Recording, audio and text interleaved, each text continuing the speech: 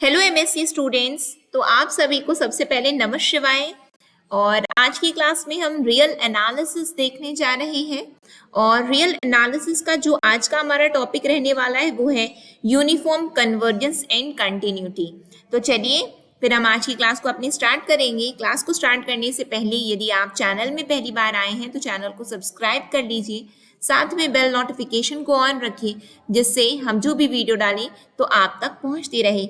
Session यदि आपको अच्छा लगे तो आप ज़रूर लाइक करिएगा, ज़्यादा से ज़्यादा लोगों तक शेयर कर दीजिएगा जिससे ज़्यादा से ज़्यादा लोगों तक ये क्लास पहुंच सके और वो भी इसका लाभ ले सकें।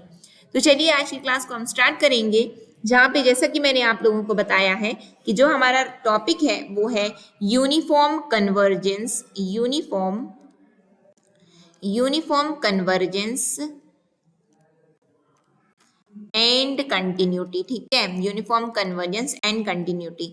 इस पर्टिकुलर टॉपिक को समझने के लिए हम थ्योरम के थ्रू इस टॉपिक को हम समझेंगे। तो मैं पहले थ्योरम लिख देती हूँ कि आखिरकार हमारा थ्योरम क्या है, क्योंकि इसका थ्योरम है, यानी कि ये पर्टिकुलर टॉपिक क्या बोल रहा है ये।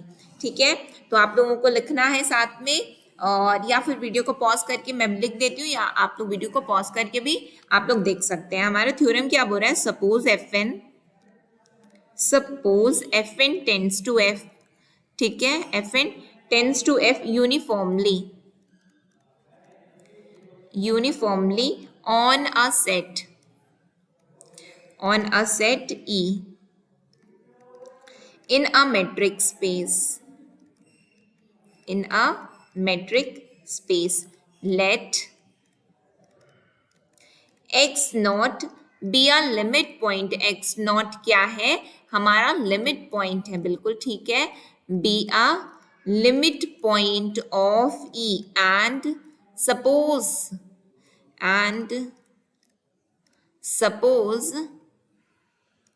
suppose that limit x tends to x naught fn x equals to an where n equals to 1 2 3 4, ठीक है, infinity। then sequence an of real constant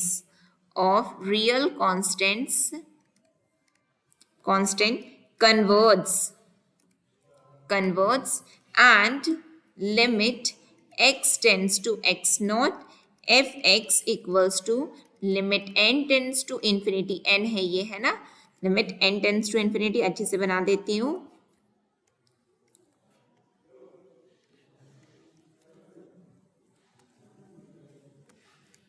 ये है x और ये है n tends to infinity n, small n। ठीक है, n tends to infinity an, या फिर हम इसको दूसरे शब्दों में भी बोल सकते हैं, in other words the conclusion. इसको हम कंक्लूड कर सकते हैं। कैसा है, हम इसको, ये पूरे थ्योरम को हम कैसे कंक्लूड करें, in other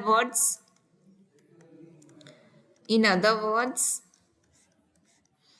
limit x tends to x naught limit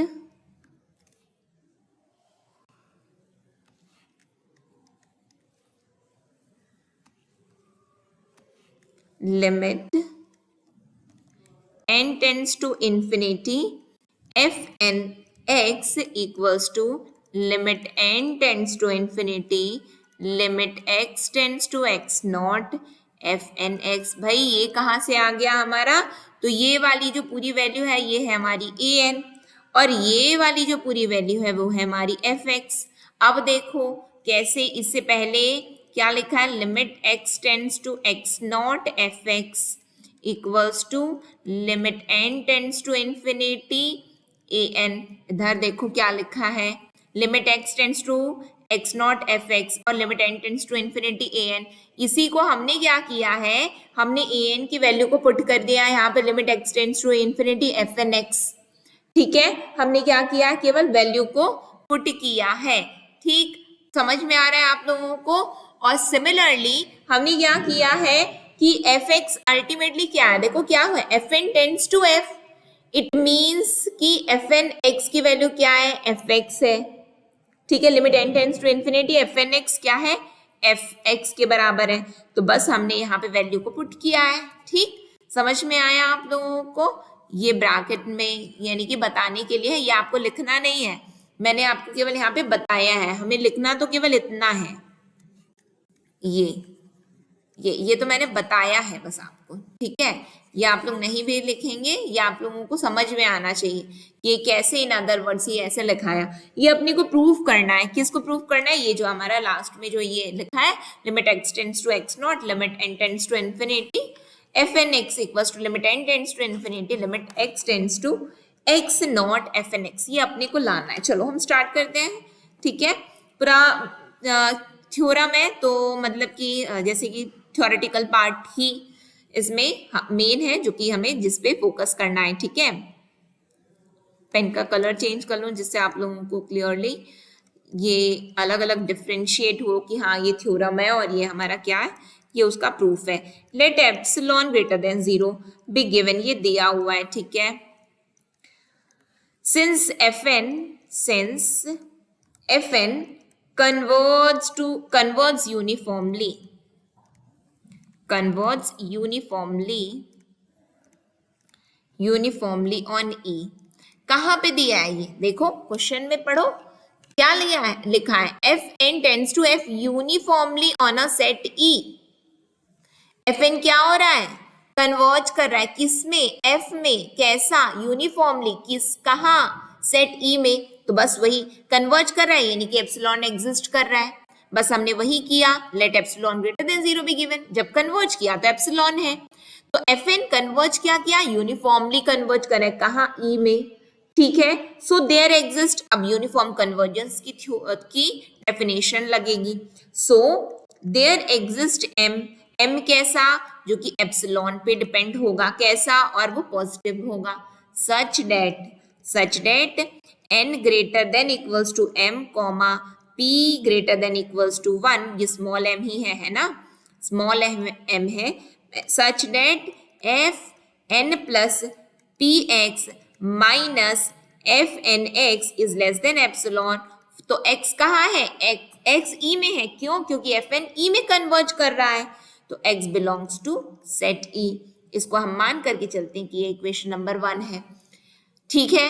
क्यों हमने कैसे इसको लिया समझना, हम बोल रहे हैं कि यहाँ पे क्वेश्चन गिवन है हमारे पास में, थ्योरम हमारा बोलता है कि एफ एन एफ की तरफ में टेंड कर रहा है, बिल्कुल ठीक है। कैसे? यूनिफॉर्मली टेंड कर रहा है, और वो कहाँ? तो सेट ई में, ठीक है।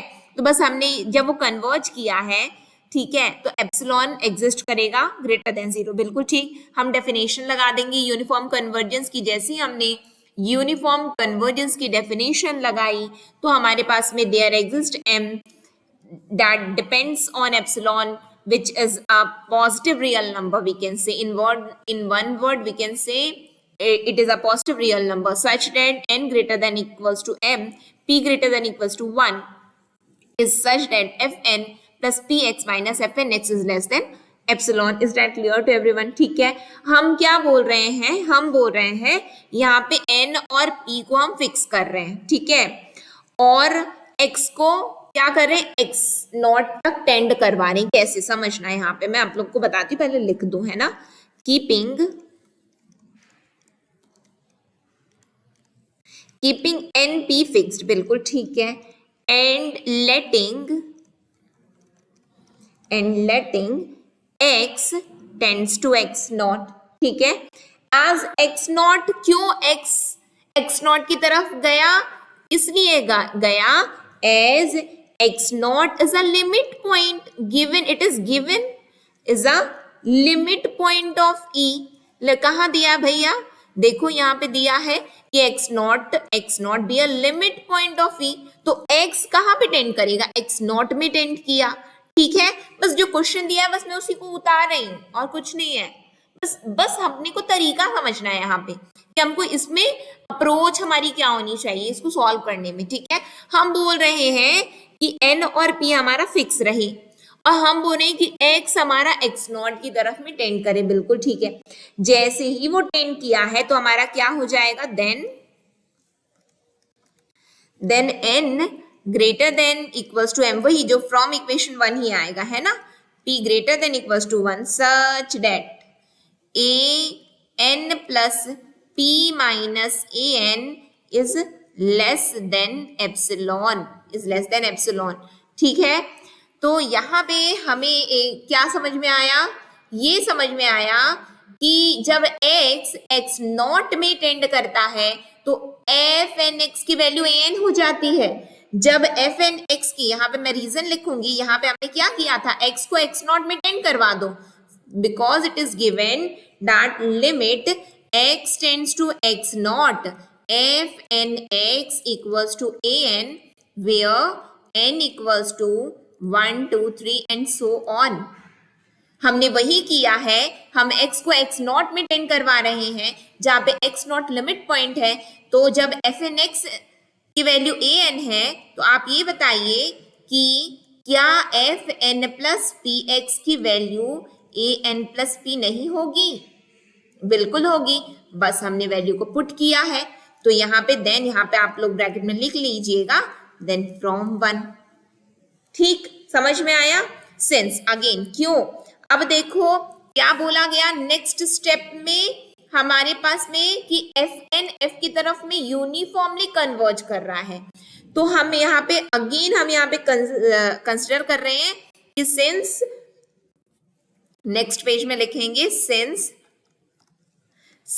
F N converge uniformly, converge uniformly, कहाँ यूनिफॉर्मली कहाँ कन्वर्ज कर रहा है भाई? यूनिफॉर्मली टू एफ, एफ की ओर कन्वर्ज कर रहा है. देयरफॉर क्या निकल के आएगा हमारे पास में?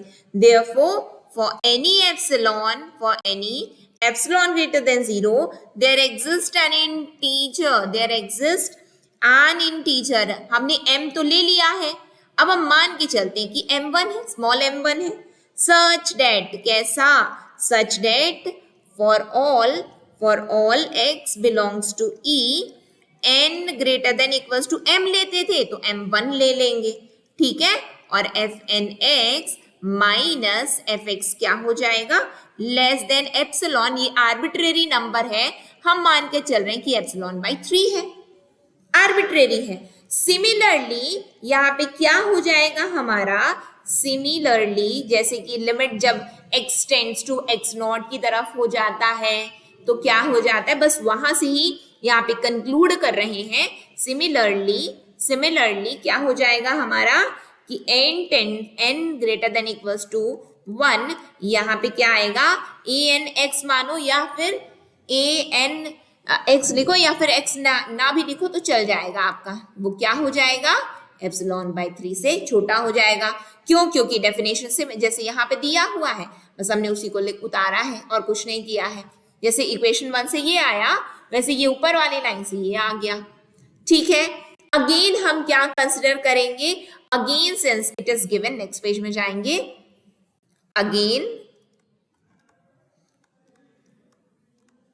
Again since limit x tends to x naught f n x equals to n, it is given ना.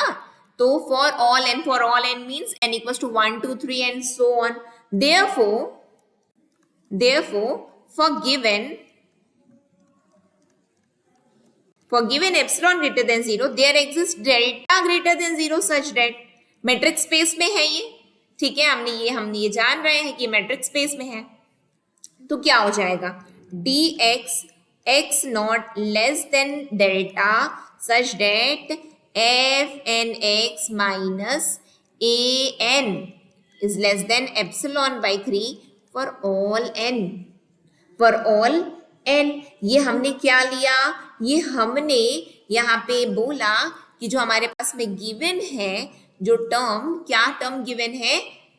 देखो यहाँ पे हमारे पास में गिवन है कि limit x tends to x naught F N X equals to an होता है. ये अपने को गिवन है, तो जब ये गिवन है हमने यहीं से क्या किया? सेट E क्या है? मैट्रिक्स स्पेस में. तो हमने मैट्रिक्स स्पेस की डेफिनेशन से इसको हम लोग लेकर के आ गए कि dx x not is less than delta such that fn x minus an is less than epsilon by 3 हो गया.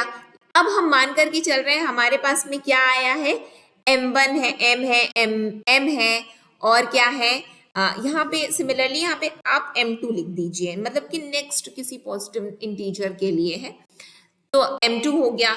तो हमारे पास में m1 है, m2 है, तो हम बोलेंगे कि m1 m2 हम कब तक लेते रहें, m1 m2 हम कब तक लेते रहें, तो हम बोल रहे हैं let m naught equals to maximum of m1 और m1 कॉमा m2,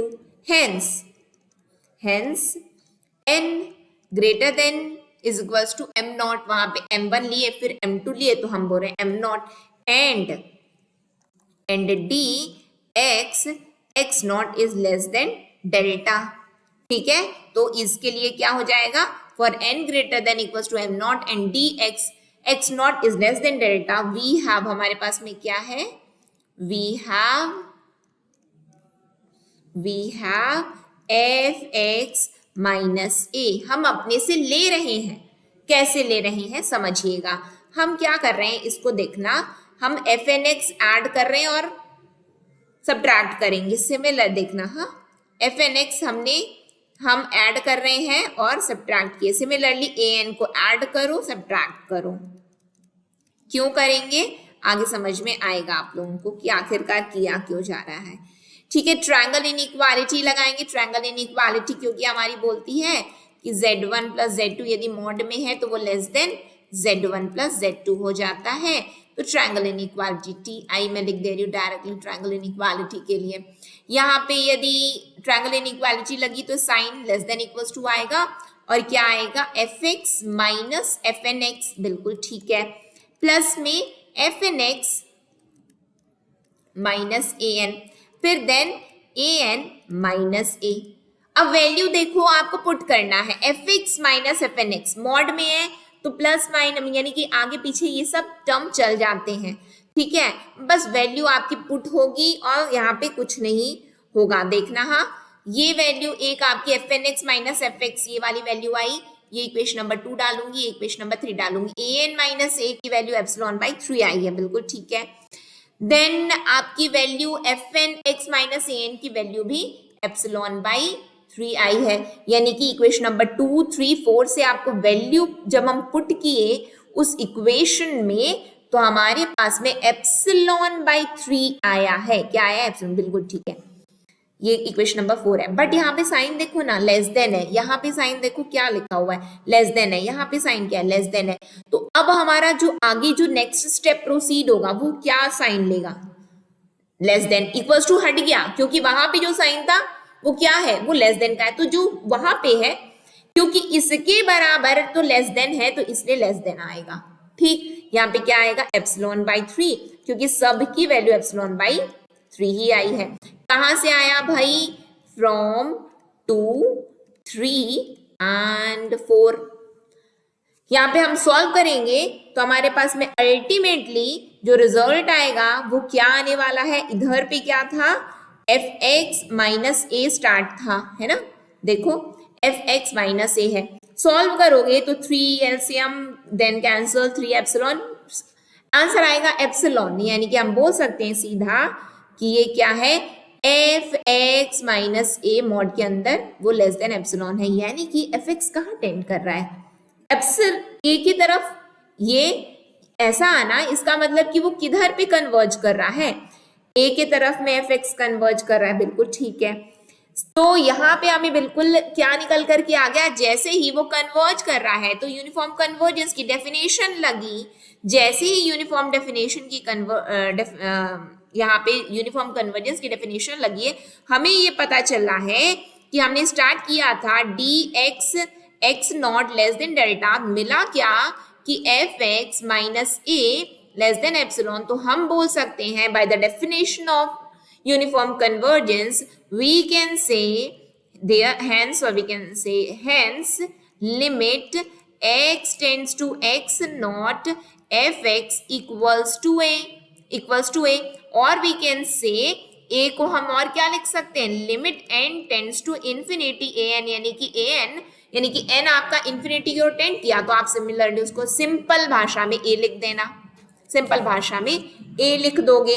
तो इसको इक्विवेलेंटली इसको क्या लिखा जा सकता है, इक्विवेलेंटली का मतलब होता है कि हाँ इसको अब लिखा जा सकता है। कैसे लिखा जा सकता है? Limit x tends to x naught, F X की वैल्यू क्या है हमारी, एफ एक्स की वैल्यू क्या है हमारे पास में, उसको पहले देखो।